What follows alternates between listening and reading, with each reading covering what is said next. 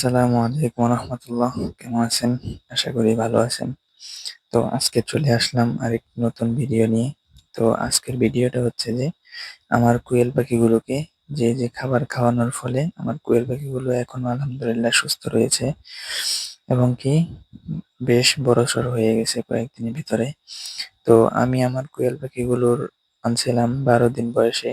তো 12 দিন বয়স পর থেকে আমি তাদেরকে কোন কোন ওষুধগুলো বা মেডিসিন গুলো দিতেছি এগুলোই আপনাদেরকে দেখানোর চেষ্টা করবো ইনশাআল্লাহ। তো চলুন শুরু করি। তো প্রথম যে আমি মেডিসিনটি দিয়েছি সেটা হচ্ছে কেলপ্লেক্স লিকুইড। তো এটি আপনি প্রতিদিন যদি আপনারা খাওয়ান তাহলে প্রতিদিন সকালবেলা এটাকে দিবেন। তো সকালবেলা এটাকে দিলে ভালো। আর এটা আপনার দেওয়ার নিয়ম হচ্ছে যে প্রতি ১ মিলি ওষুধ প্রতি ১ লিটার পানিতে মিশিয়ে বাচ্চাদেরকে দিবেন, তারা খেয়ে নিবে। তো এটা খাওয়ানোর ফলে তাদের যে রোগ প্রতিরোধ ক্ষমতা এটা বাড়বে এবং ক্যালসিয়ামের যত ঘাটতি রয়েছে তো এটা পূর্ণ হবে। তো এটা আপনারা দিবেন। তো এটা অনেক ভালো। আমি খাওয়ানোর ফলে আমি অনেক উপকার পাইছি। তো এটার মূল্য রয়েছে আপনার ৳১৪০ মতো। কিন্তু একেক জায়গায় একেক রকম হতে পারে দাম। তো আপনারা এটা খাওয়াতে পারেন। তো আরেকটি মেডিসিন হচ্ছে জিঙ্ক ভেট। তো এই মেডিসিনটাও খাওয়াতে পারেন। এটা খাওয়াবেন হচ্ছে আপনি বিকেলবেলা।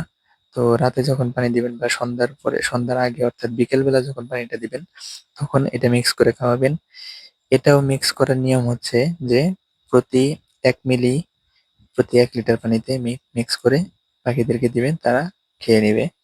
তো এটা খাওয়ানোর ফলে তাদের যে পালকগুলো রয়েছে এবং তাদের রোগ প্রতিরোধ ক্ষমতা বা দৈহিক যে একটা ওজন বা একটা বৃদ্ধি হওয়ার যে ক্ষমতা এটা বেড়ে যাবে।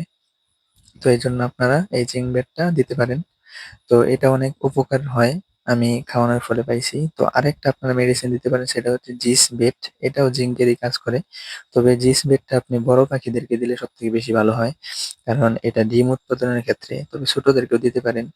যখন পালক পড়ে যাবে বা পালক গজানোর জন্য আপনি এই জিস বেটটাও দিতে পারেন।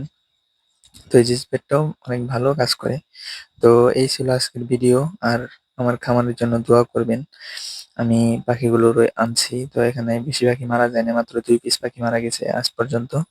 তো সকলে দোয়া করবেন, ভালো থাকবেন, সুস্থ থাকবেন এবং আমার খামারের জন্য আমার জন্য দোয়া করবেন। যাদের আমার ভিডিও ভালো লাগে তো চ্যানেলটি সাবস্ক্রাইব করবেন। আসসালামু আলাইকুম ওয়া রাহমাতুল্লাহ।